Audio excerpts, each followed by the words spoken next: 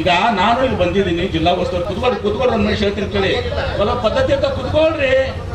ನಾನು ಇಲ್ಲಿ ಜಿಲ್ಲಾ ಉಸ್ತುವಾರಿ ಸಚಿವನಾಗಿ ನಾನು ಜಿಲ್ಲಾ ನಾನು ಇಲ್ಲಿ ಜಿಲ್ಲಾ ಉಸ್ತುವಾರಿ ಸಚಿವನಾಗಿ ಸರ್ಕಾರದ ಪ್ರತಿನಿಧಿಯಾಗಿ ಇಲ್ಲಿ ಬಂದಿದ್ದೀನಿ ಮತ್ತು ನಾನು ಕಾಂಗ್ರೆಸ್ ಪಕ್ಷದ ಸರ್ಕಾರ ಇಲ್ಲಿದೆ. ನಾನು ಬಂದು ಮಾತಾಡಿದಾಗ ನನಗೆ ರೈತ ಮುಖಂಡರು ಹೇಳಿದ್ರೆ ಅದಕ್ಕೆ ನಾನು ಉತ್ತರ ಕೊಡ್ತೀನಿ.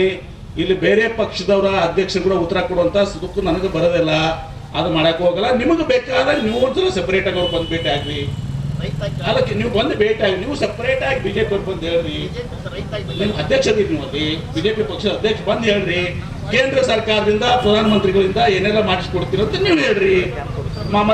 ಫಸ್ಟ್ ನಮಗೆ ಬೇಕಾಗಿದ್ದು ಅಂದ್ರೆ ಮುಖ್ಯಮಂತ್ರಿಗಳಿಗೆ ನಾಳೆನೇ ಕ್ಯಾಬಿನೆಟ್ನಾಗ ವಿನಂತಿ ಮಾಡ್ಕೊಳ್ತೀವಿ, ಪ್ರಧಾನಮಂತ್ರಿಗಳಿಗೆ ಒಂದು ಅಪಾಯಿಂಟ್ಮೆಂಟ್ ಕೂಡ ಕೇಳ್ತೀವಿ. ಅಪಾಯಿಂಟ್ಮೆಂಟ್ ಕೊಡಿಸ್ರಿ ಸಾಕು ಮೊದಲು ನಾವು, ಯಾಕಂದ್ರೆ ಅದನ್ನ ಅವ್ರು ಮಾಡ್ಸಲ್ಲ, ಅದನ್ನ ಅವ್ರು ಸಪ್ರೇಟ್ ಆಗ ಸುಮ್ಮನೆ ಹೇಳ್ತೀನಿ. ಈಗ ಬಹಳಷ್ಟು ವಿಚಾರಗಳನ್ನ ಈಗ ಪಂಚಪಣ್ಣ ಕಲಬುರ್ಗಿ ಯಾಕಂದ್ರೆ ಪಂಚಪಣ್ಣ ಕಲಬುರ್ಗಿ ಸ್ವಲ್ಪ ಎಲ್ಲ ಗೊತ್ತದ.